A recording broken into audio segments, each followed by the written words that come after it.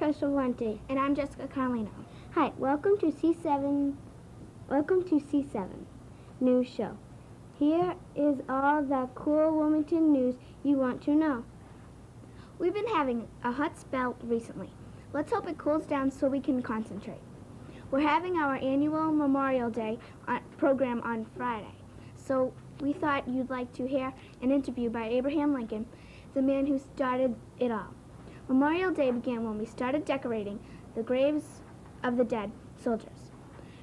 Now we place flowers on graves to remember our dead. And now, here's Abraham Lincoln and Greg Phillips. Abraham, when were you born and when did you die? I was born in 1809 and I died the year of 1865. Where was your birthplace? My birthplace was in a rotted-out old log cabin near Hogville, Kentucky. What was one of your most famous speeches? One of my most famous speeches was the Gettysburg Address.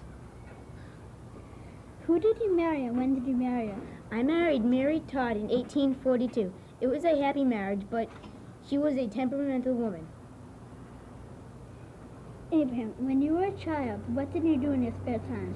When I was a child, in my spare time, I went to a log house school where me and my sister Sarah studied arithmetic, writing, and reading. When did you become president and what number president were you? I became president in 1861 to 1865. I was the 16th president of the United States. Abraham, when were you shot, where were you shot, and who were you shot by? I was shot on the night of April 14, 1865, while attending a performance, America, Our Cousin America. I was shot by John Wilkes Booth, a famous actor of our day. What was one of the most important things you did for our country? One of the most important things I've done for our country was I saved the Union. I stopped the country from splitting into two, and I stopped slavery. Mr. Lincoln, would you please read your famous speech, the Gettysburg Address? I would be glad to. 7 years ago, our fathers brought forth this continent, a new nation, conceived in liberty and dedicated to the proposition that all men are created equal. Now we are engaged in a great civil war, testing whether that nation or any nation so conceived and so dedicated can long endure. We are met on a great battlefield of that war. We have come to dedicate a portion of that field as a final resting place for those who here gave their lives that nation might live. It is altogether fitting and proper that we should do this. But in a larger sense, we cannot dedicate, we cannot consecrate, we cannot hallow this ground. The brave men living and dead who struggled here have consecrated it, far above poor power to add or detract. The world will little note nor long remember what we say here, but it can never forget what they did here. It is for us, the living, rather to be dedicated here to unfinished work which they who fought here have thus far so noble advanced. It is rather for us to be here dedicated to the great task remaining before us, that from these honored dead we take increased devotion to the cause for which they gave the last full measure of devotion, that we here highly resolve that these dead shall not have died in vain, that this nation under God shall have new birth of freedom, and that government of the people, by the people, and for the people shall not perish from the earth. Thank you. We have a surprise for you. Annie Sullivan and Helen Keller have just walked into the studio and have agreed for an interview. Here is Helen Keller and Annie Sullivan. Hello, my name is Maria Sorrentino, and I'd like to introduce you to my two special guests, Helen Keller and Annie Sullivan. Annie is going to transform what I say into sign language and put it in Helen's hand. And Annie is going to tell me in English what Helen says. Helen, where and when were you born?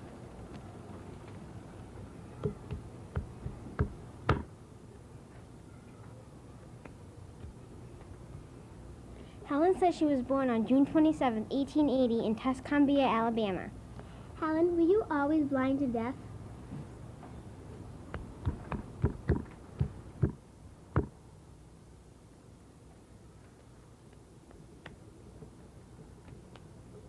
No, Helen was not always blind and deaf. When she was 1.5, she had a disease called scarlet fever. That made her blind and deaf.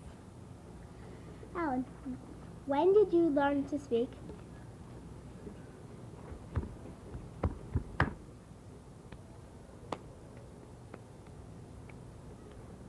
Helen was 9 years old when she learned how to speak. Helen, when did you decide to start listening to Annie?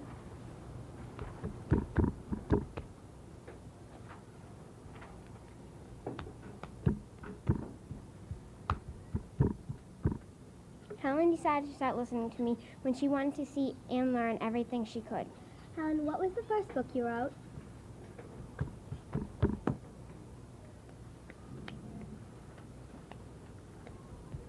The first book Helen wrote was The Story of My Life.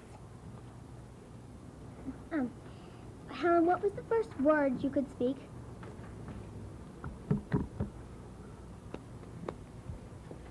The first word Helen could speak was doll. Thank you for coming. You're welcome, and thank you for interviewing us. It was my pleasure. And here is Danny Bendel talking about his terrible, horrible, no good, very bad day. Thank you. Hi, my name is Dan Bendel, and this is my terrible, horrible, no good, very bad day. One dark and scary night before I went to sleep, I was chewing gum to calm my nerves. When I woke up, it was in my hair, in my favorite railroad pajamas, and in my sheets. It took me 1 long hour to get it all out. Good thing I woke up at 6 a.m. When I finally got it all out, I had to skip breakfast and I almost missed my bus. When I got to the bus stop, I noticed my shoes were on the wrong foot and I forgot my belt. My pants almost fell off. It was going to be a terrible, horrible, no good, very bad day, and I was starved and thirsty. I think I'll move to the cemetery. Our teacher assigned us a book report on Abraham Lincoln, and it had to be 100 pages long. When I got home, I started it right away. When I went to the bathroom, my mother was already in it, so I had to rush down to the one downstairs, and I almost didn't make it in time. My brother took his gerbil and put it on my book report. It peed on it. Startled, the gerbil jumped off my report and scurried into the bathroom where my mother was. She shrieked like the monkey, and when the gerbil stood up looked at her, she cried. My mother punished me for the reputation I have of doing bad things with the gerbil. I think I'll move to the cemetery. It was a terrible, horrible, no good, very bad day. The next morning, I hoped it would be better than my terrible, horrible, no good, very bad day. My brother ate all the cereals, and there was nothing left but eggs to eat, so I ate eggs that take a long time to make. So I almost missed my bus. I think I'll move to the cemetery. When I took a bath, the water was ice cold. I got soap in my mouth, and when I started making bubbles from my mouth, and when I started to cry. When I got out, I was trembling like I saw a ghost. Then a bolt of lightning hit the power lines, and all the lights went out in the power, and the heat went out also. I was freezing. It was a terrible, horrible, no good, very bad day. I think I'll move to the cemetery. Then the power went back on. When I went to tell my mother I took a shower, she didn't believe me, so I had to take another one. When I was taking it, my brother dumped electric eels in the shower with me. I died of shock. Now I'm a walking corpse. And the kids wondered why my hair was sticking up the next day. I think I'll move to the cemetery. I did. They gave me a grave in the far corner of the cemetery. And I know if I get to the street, I'll die and rot a second time. I think I'll go back to my grave. Ah, the sun! I think I'll die and rot. Now, we'll be back after a few messages. The one and only. Buy it now and you'll receive a beauty spray conditioner. If beauty spray doesn't work for you in 13 days or less, you'll get your money back, guaranteed. In 13 days, your hair will be beautiful It only costs $2.99 plus shipping and handling. You'll be very happy with beauty spray. Look what Suave did to my hair. Here, you need beauty spray. Thanks. And now here's Crystal and Greg with C7 Sports. Hi again. My name is Crystal Valenti, And my name is Greg Phillip. and this is C7 Sports News. After a very bad start, the Red Sox are finally catching up and playing the way they should be. At least the batters are. Mo Vaughn and Jose Canseco are really slugging their bats lately. Mo Vaughn hit 17 home runs. Jose Canseco hit 10 home runs. Will Cordell injured his knee on Monday night when he was taking out on second base. George Williams, Oakland's designated hitter, manager Kevin Kennedy, was upset, as was some of the Sox players, considering the score was 16-4. If we can improve our pitching staff, we will really be a top-notch team. Greg? Well, in the East NHL Final, it is the Pittsburgh Penguins versus the Florida Panthers. In the best of 7 series, it is 1-1. In the West NHL Final, it is Detroit Red Wings versus the Colorado Avalanche. So far, Colorado has won the first 2 games of the series. Goaltender Patrick Roy of the Colorado Avalanche has been hurt in the series. They got him as a trade from the Montreal Canadiens. The Canadiens got goaltender Jocelyn Thibault in return. Here's Joey Silva. Hi, I'm Joe Silva, and the kids in C7 would like to show you their favorite places. Here's Mike Giangigorio to show his favorite place. Hi, my name is Mike Giangigorio. My favorite place is my backyard woods. There I can concentrate on BMX bike riding. It is also peaceful, so I can practice hard stunts. Here are some of my jumps that I go off. Here's one that it lets you go far way over here. And this one, you can do all the stunts you can do on this one. Thank you, Mike. And here's Mike Cullen.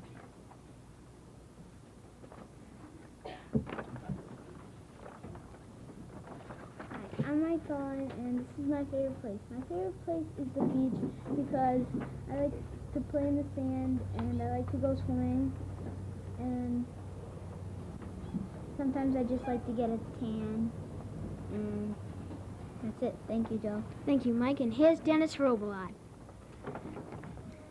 My favorite place is the beach because of the soft, cool water lapping at my feet and the screeching cry of the gulls overhead, the warm, relaxing feel of the sun, and the hot, steamy sand, the happiness of catching a fish, and the splash of the crisp, cool water against my face, and the relaxing feel of my back against the towel. Thanks, Joe. Thank you, Dennis. And here's Tiffany Zoll. Hi. The beach is my favorite place because of the flaming sun, the smell of the salt water, the gulls of the seagulls, the cold chill when you first step in the water, and the feel of the dry, hot sand on your feet. I also like making big sand castles and finding all sorts of crabs and shells. Thank you, Joe. Thank you, Tiffany. And here's Danny Bendel.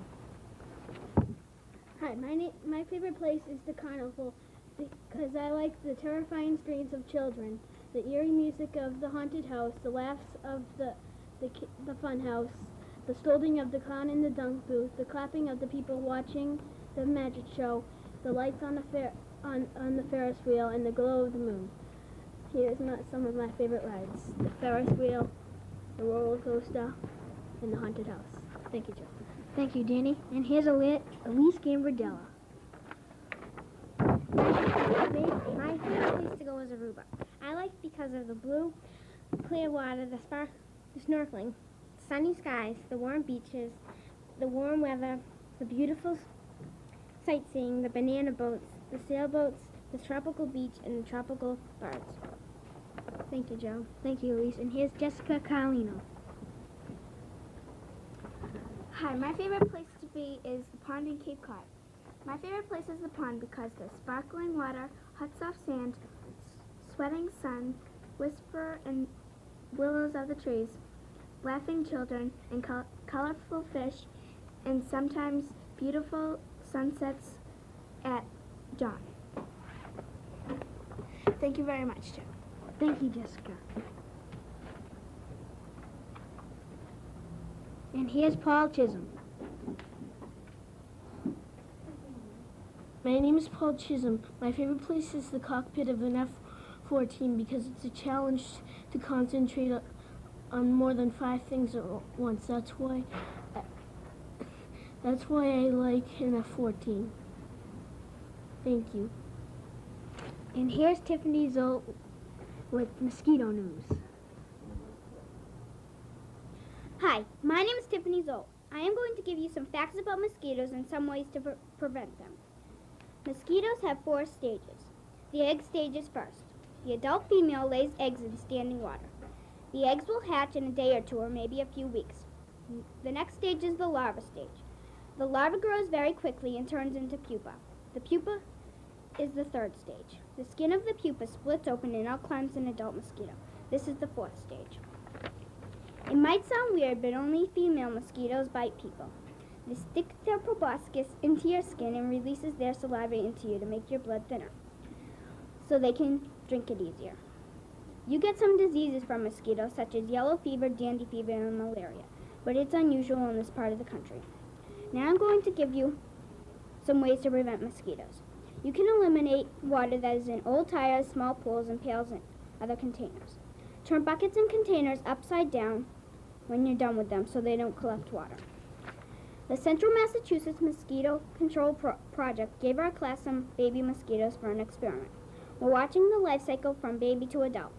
When the babies in this container turn to adult, we will feed them sugar water from a cotton ball to keep them alive. Now here's Lauren Cushing interviewing a very famous person in Wilmington. Hi, my name is Lauren Cushing, and I am interviewing Officer Shelley. Officer Shelley, welcome to the Woburn Street School. Thank you. What is your rank? My rank is Patrolman Safety Officer. What does that mean? That means that I, as you know, come to your schools, okay, and I do safety talks, and I also am in charge of the crossing guides, which you see at different intersections.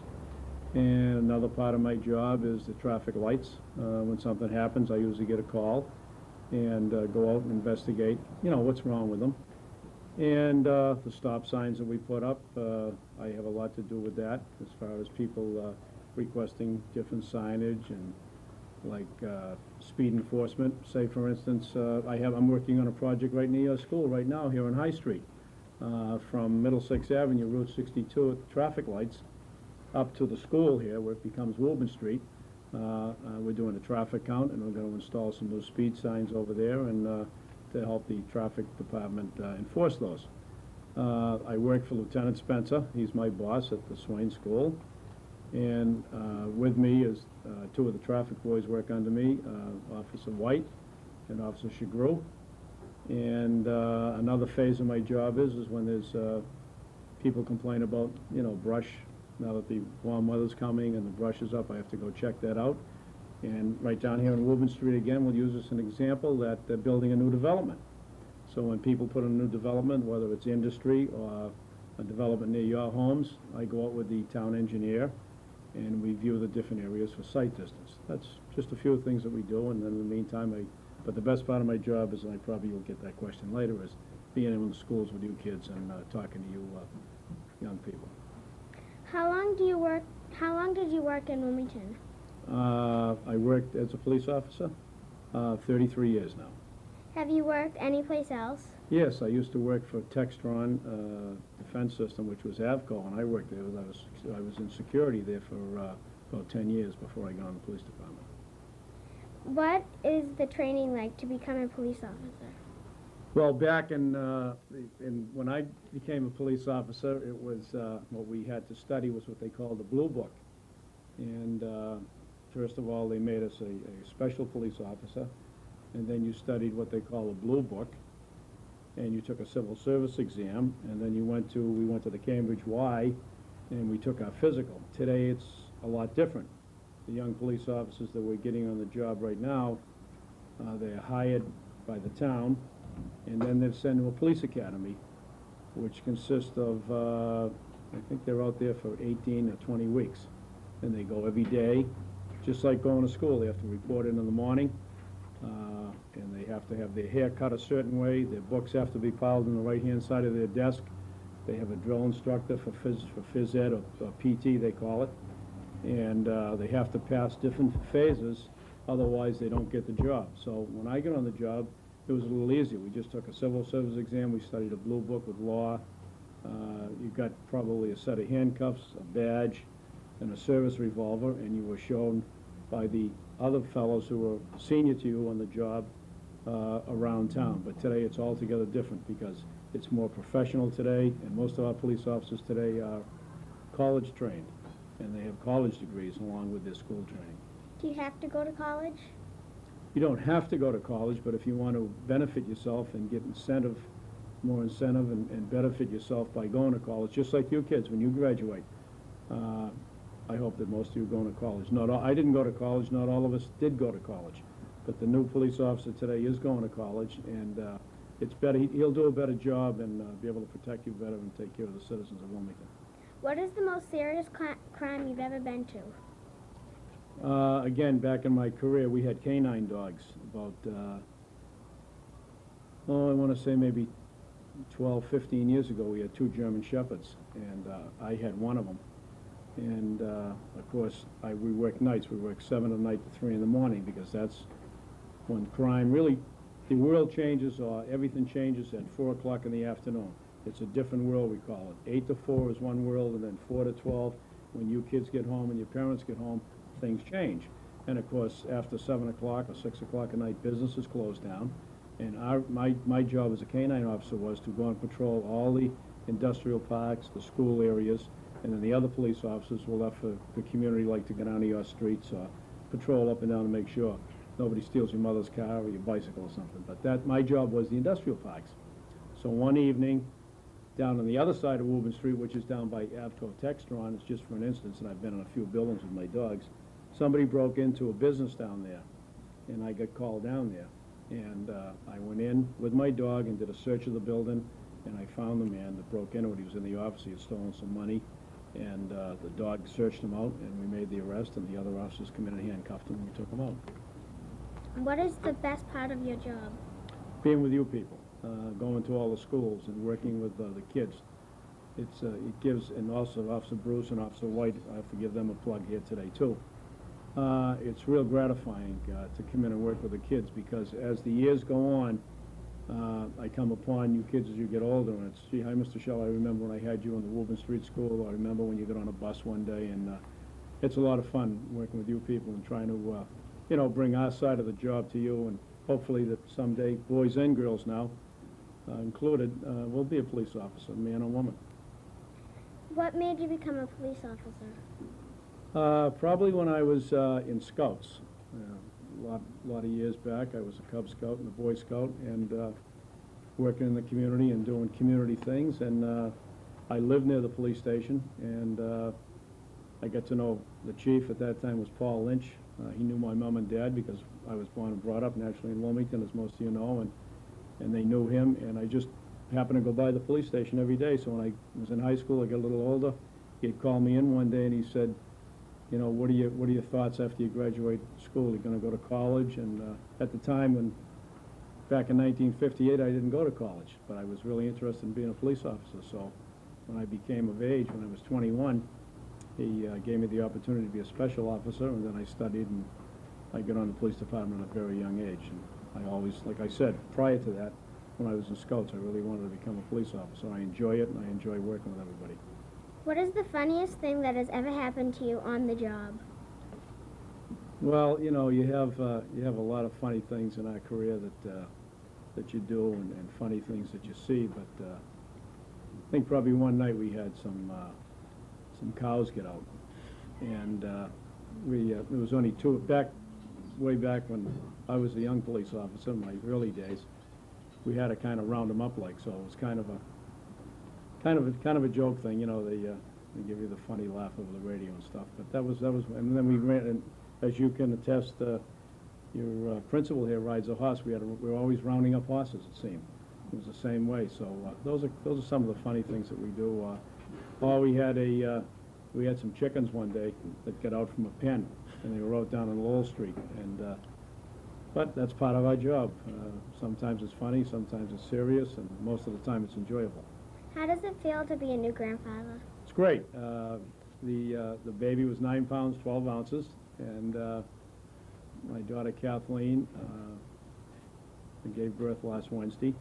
And my son-in-law Brian is a police officer. He's at the academy now. The new baby's dad. He's going to be coming on the job with me, and it feels real good.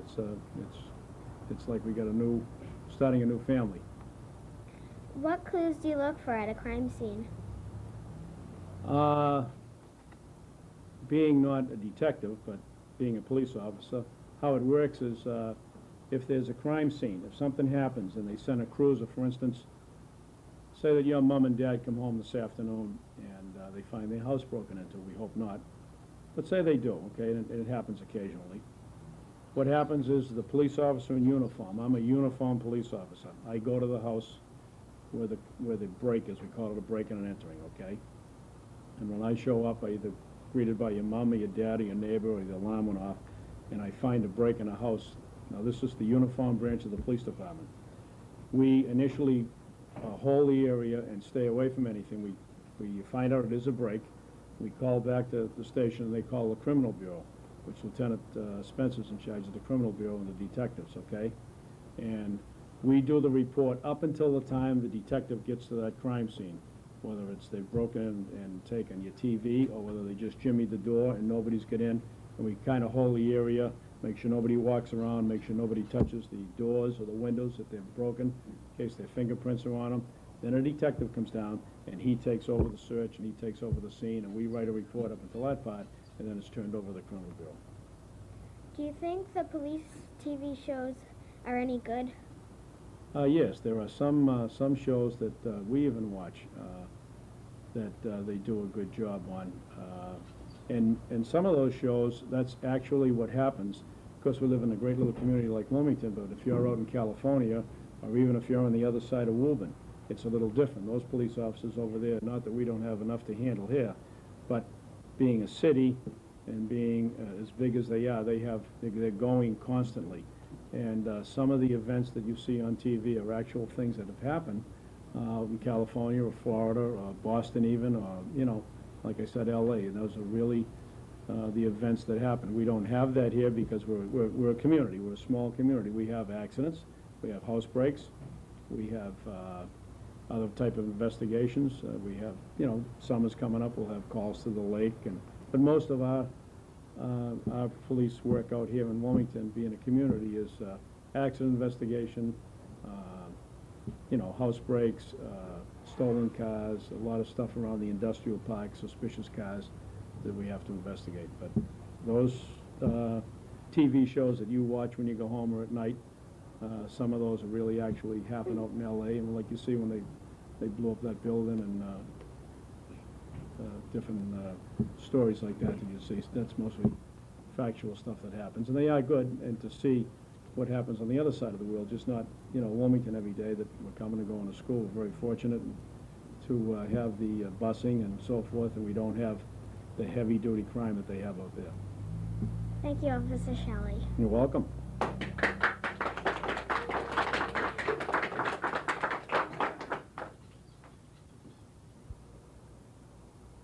Miss Conway, what do you miss about teaching? Oh, I miss a lot of things about teaching. One thing I miss is the day-to-day contact with the children in the classroom. I really liked the idea of having my own small group of children of 25 because it felt like my own little family. And where I don't have children of my own, I considered that my classroom, my children. And I miss working a lot with the curriculum and doing some fun and exciting things like creating a new show like this today. Miss Conway, do you ever get so busy you forget appointments?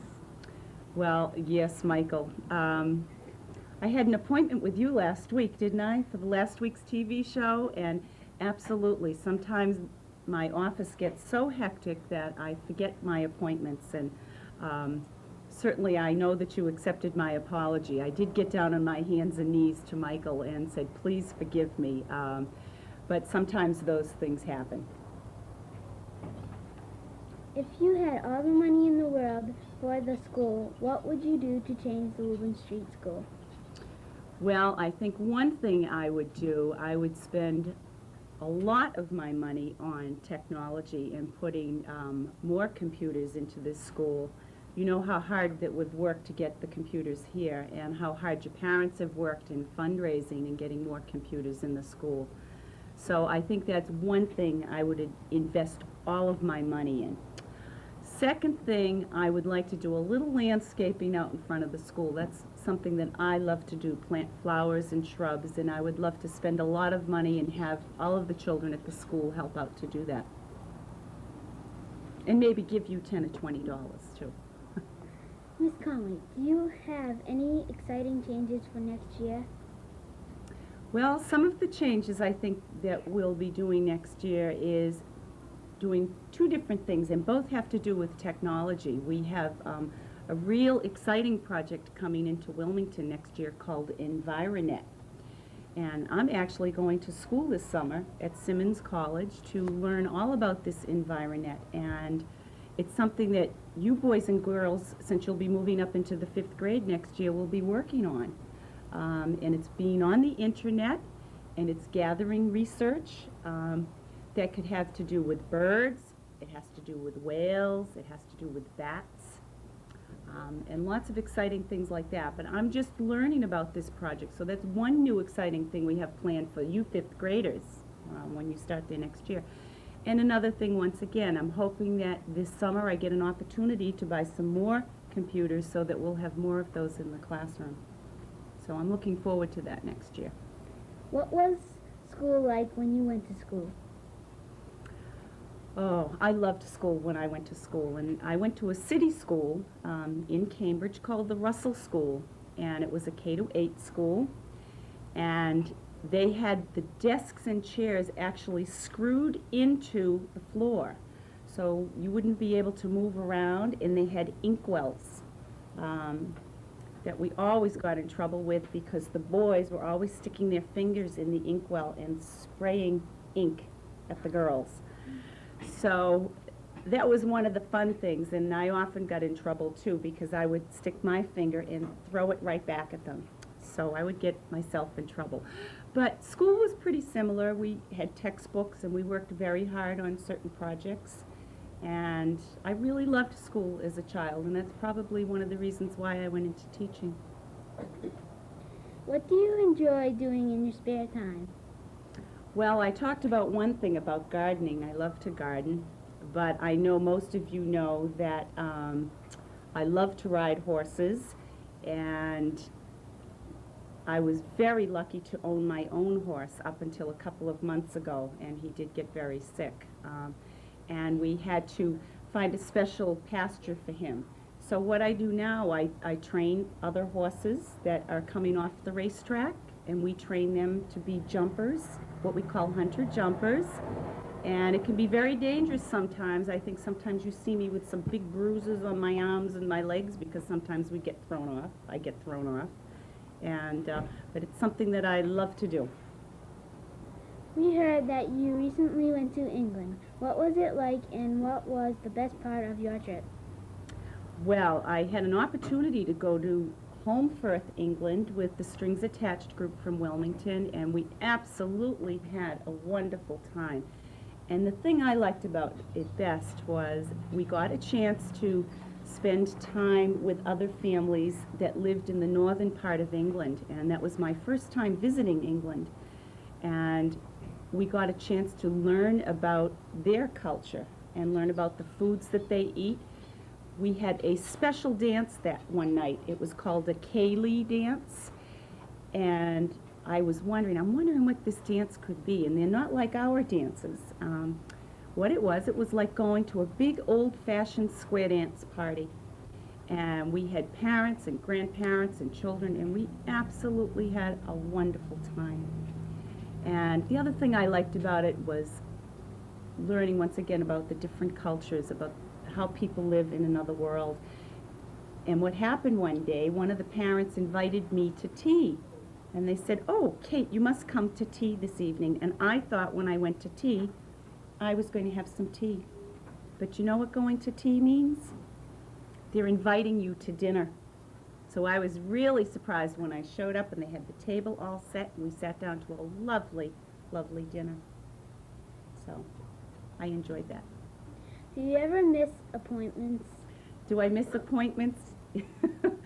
Well, I try not to, but I missed a very important one yesterday, and that was because once again I got tied up with some of the problems that happen day to day at the Woburn Street School. And it could be, there might be a bus problem, there may be a parent that would like to see me, there may be a teacher that needs to see me, and sometimes when we get tied up like that, I have to miss them.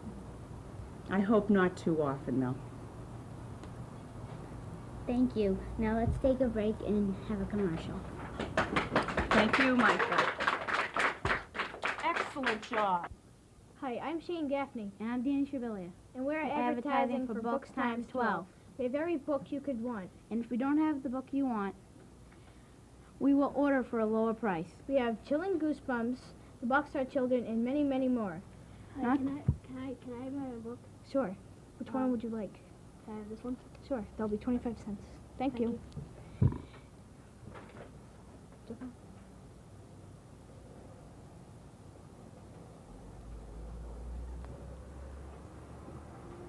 I didn't really like this one. So Okay. Can I have a refund? Sure. I'll try this. Okay. Not just books, but games, computers, and some robots with remote control. The games are very popular because they're Monopoly, a Parker Brothers game, and Scrabble, a spelling game. The robots are very cool, too. Our operators are standing by. So please call 337-6503. Thank you. And here's Maria with her editorial. Hi, my name's Maria Sorrentino, and I like to read books, especially series. Nancy Drew books are one of my favorites. It's also a favorite of people across the country. I know because a girl in San Francisco wanted to get one at her public library, and there was none to be found.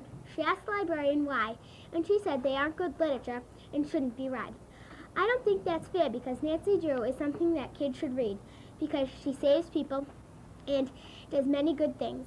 If one person doesn't think they are good literature, then they shouldn't let their kids read them. They shouldn't make all kids not be able to read them because Nancy Drew is good stuff to read. Nancy Drew is someone to look up to. Kids should be able to read whatever they want for pleasure, but with school they have to read what is assigned to. But for pleasure, you should be able to read whatever because what's the fun in reading if you can't read what you like? That's my editorial and why kids should be able to read Nancy Drew. And now I'd like to introduce Ben Franklin.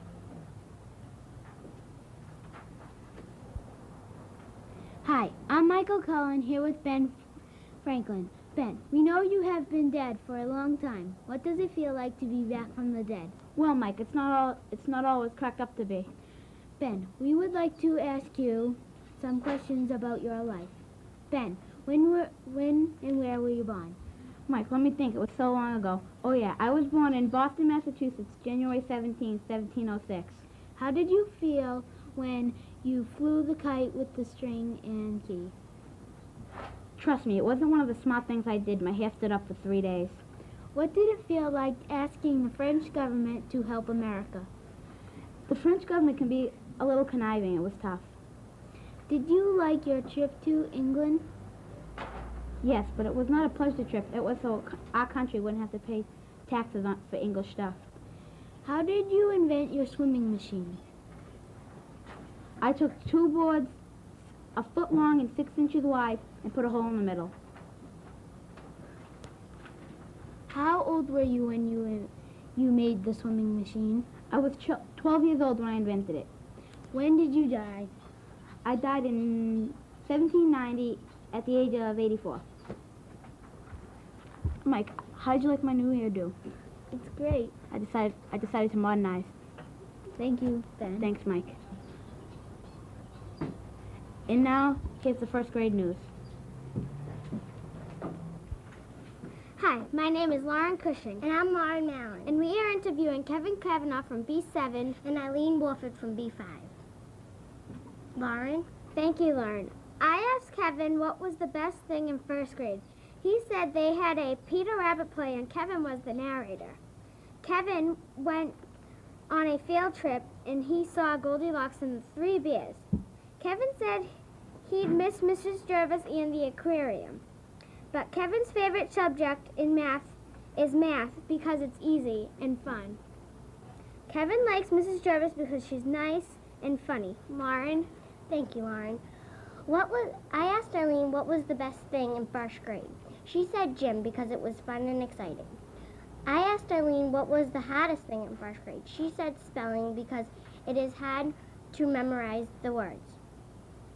I asked Eileen what was the easiest thing. She said morning work because it was easy. What field trips did you go on? Eileen said Goldilocks and the Three Bears. What will you miss in first grade? Eileen said Mrs. Fasano because I liked her very much. Thank you.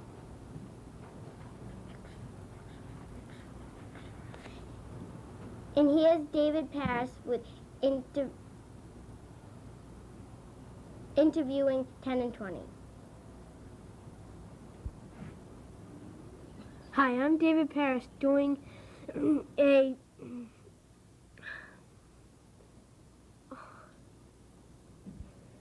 review of the book 20 and 10 by William D. Booth. This book is a true story. It takes place in World War II in France. A sister takes 20 children to a school so they would not get hurt. 10 children came to the school because the Nazis would have killed them because they are Jewish. If the Nazis found them, they would die. The sister and the 20 children took care of the Jewish children. Then the Nazis came. They hid them in a cave with a rock covering them. Each night they'd bring food and water and blankets to them to keep warm. When they woke up one morning, they thought the Nazis had left, but the Nazis came back and they thought they found out who the Jewish children were. Of the 20 pretended that they were Jewish and said their names were Jesus, Mary, and Joseph. The Nazis found out that they were lying, and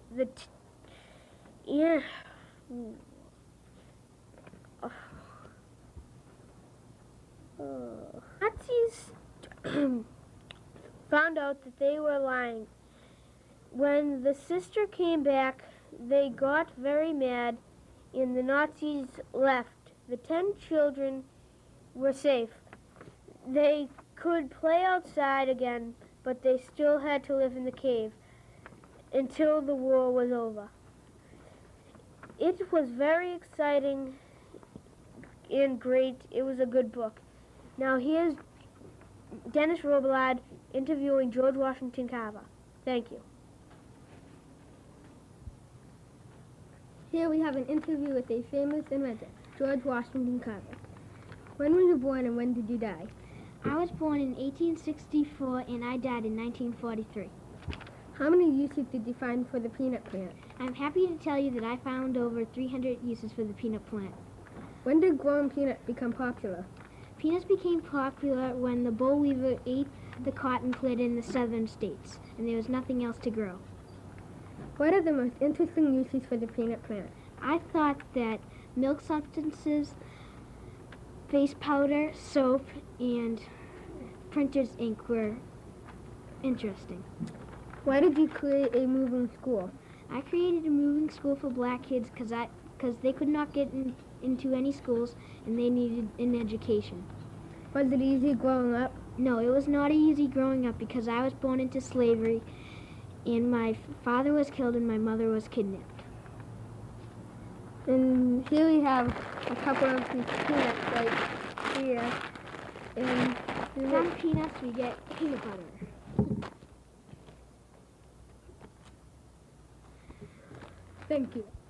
George, how come the skin is so light? It's from being dead so long. And how did you grow so much hair? Well, I like to use Hair Club for Men. Thank you, George. And here are some more stories from C7. C7. Thank you. Hello, my name is Matt David. I'm going to be introducing the kids who are reading to you. Here's Jessica Carlino. Hi, I'm Jessica Carlino, and this is the day I went to Cape Cod. The day I went to Cape Cod. Last summer, my friend Laura Gargano came with me and my family on our vacation to Cape Cod. We had a fantastic time. The best part of the vacation was swimming in the pond.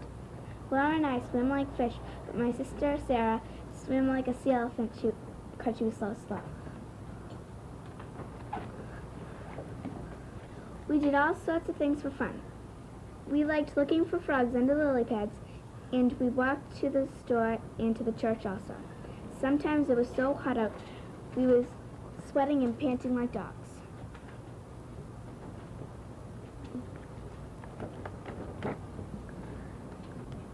Laura and I went walking around the block every morning.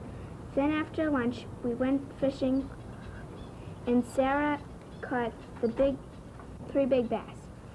She was really excited.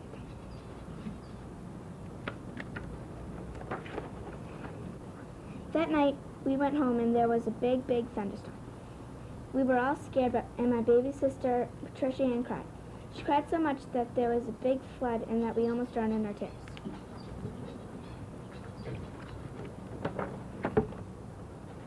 The next day, we went into the woods and saw a sign that said, "No trespassing." My mother told us that 30 years ago, a man drove into the woods and hit a tree. He was killed. The car was still there today. We smartly stayed away.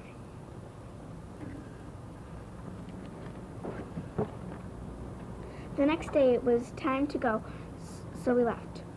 I will never forget our wonderful trip down to the Cape with such a nice and terrific friend.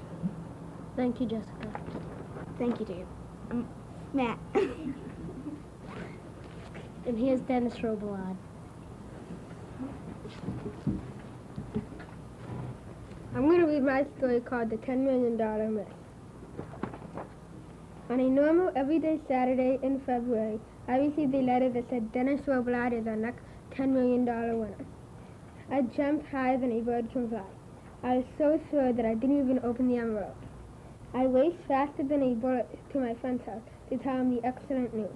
We started discussing what I was going to buy, to spend the money on. I decided I was going to buy a porch, an Olympic-sized pool, and a huge mansion.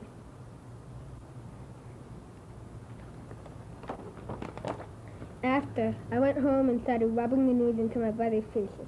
I really let them know that I was going to be fantastically rich and I wasn't going to share a penny. I told them all the great stuff I would buy. Were they green with envy?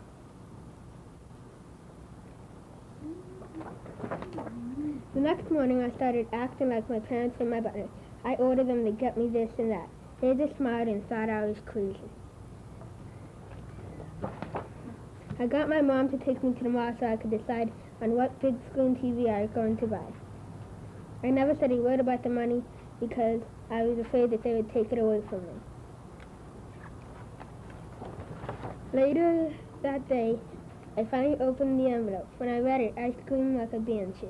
It said, Dennis Robillard is our next $10 million winner if entry number IXRQWA3MJXEOXD is selected in our sweet big drum.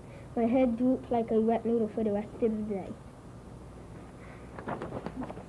I didn't eat supper that night, but I did learn that my parents knew that I hadn't won any money. I'm still mad at them to this day that they didn't tell me that I really didn't win any money. Thank you, Matt. Dennis.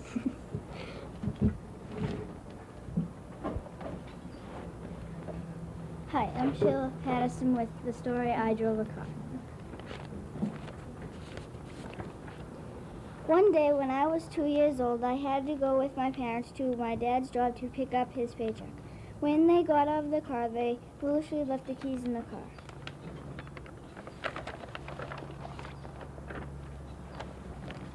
I was in the back seat in my car seat, and my parents thought nothing could happen. Little did they know. I saw the keys dangling, and I was as curious as a monkey. So I disconnected my car seat, jumped in the front, pulled down the lever, and the car started to move. I was having a blast. I was laughing and having fun. Then out of the corner of my mom's eye, she saw me and she started to run like a deer. She ran as fast as lightning after me. Suddenly the car came up to a small hill and stopped. It stopped because it couldn't get over the hill. My mom finally caught up to me, and she was as scared as a scaredy cat that I drove the car, but she was as happy as a clown that I was okay. My mom drove the car back to the spot, and we all tumbled in, and we safely drove home. Thank you. Thank you, Sheila. And here's Lauren Mallon.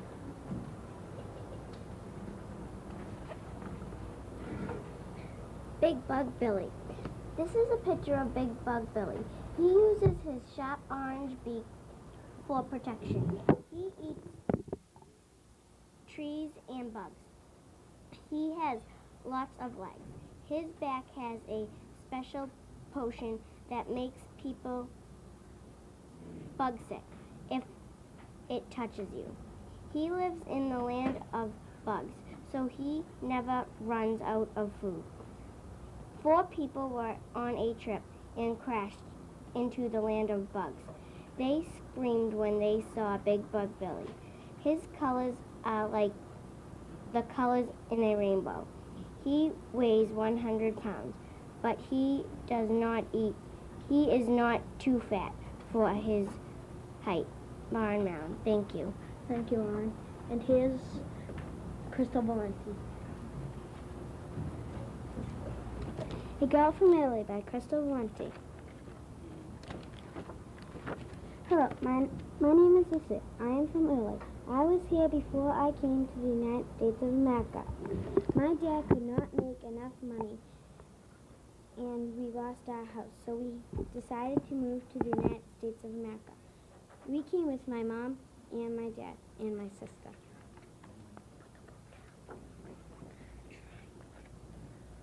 We came on a boat. It was a long ride. Me and my sister were getting very cranky.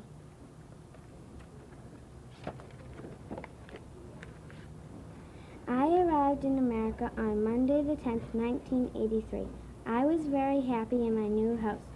I was happy that my father got a new job to support the family. Thank you. Thank you, Crystal. And here's Elise Gambadella. I'm going to read The Ducks Are Hatching. When we got duck eggs, my brother had to mark them X and O because we had to turn them so they could hatch. We waited 31 days for them to hatch. On the 30th day, we heard squeaking that sounded like tiny peeps. The squeaking was squeakier than a door closed by a little wind.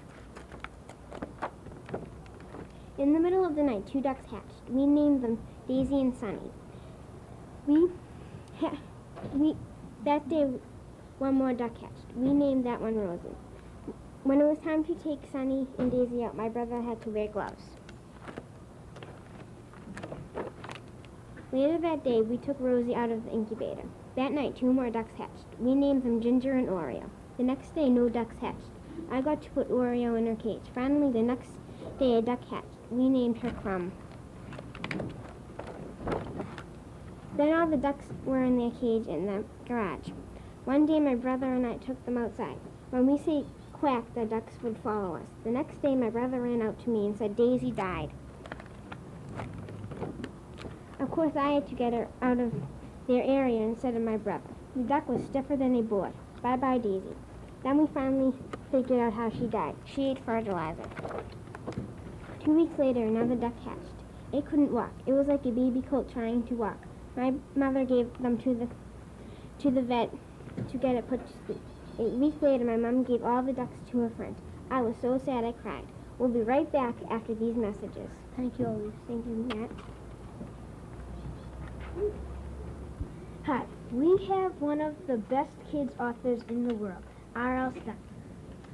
R.L. Stein, what is your favorite Goosebump book you ever wrote? The Werewolf of Fever Swamp, because when I was growing up, I had a swamp in my backyard, and I always saw things with fur running around. We had no dogs in our neighborhood. How many books have you written? I've made over 100 books in my lifetime, not including the ones in my childhood because they were too bloody and violent, so the teacher threw them away. R.L. Stein, when do you plan to stop writing Goosebumps?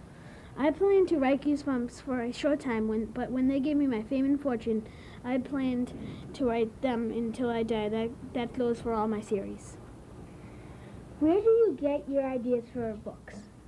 I get my ideas from Edgar Allan Poe, he was the world's scariest storyteller. And sometimes I just get them from my imagination. How much fan mail do you get a week? And do you answer it yourself? I get 300 to 400 pieces of mail, and I answer them all by myself. What are your newest books from Goosebumps, and give yourself goosebumps? My newest books are The Beast from the East, Beware the Purple Peanut Butter, How to Kill a Monster, Sage Cheese and Die Again, and Ghost Camp. Excuse me. What is your real name? My real name is Robert Lee Stein.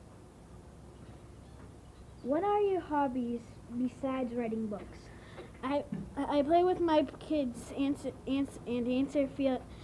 fan mail and watch the Chicago Bulls kick butt in basketball. How much money do you think your books will be worth when you die? I think they will be worth $20 each, besides the first one that will be worth $50. How many series do you write? I write 7 series of books. Can you hold up some of the series you write? All right, give yourself Goosebumps over here, and that one's Fear Street, and that one's Ghost of Fear Street. This one's another Goosebumps. This is another Fear Street. I write The Beasts and Beast 2, and this one is more tales that give you goosebumps. And I write Indiana Jones series. Thank you, R.L. Stein. Thank you.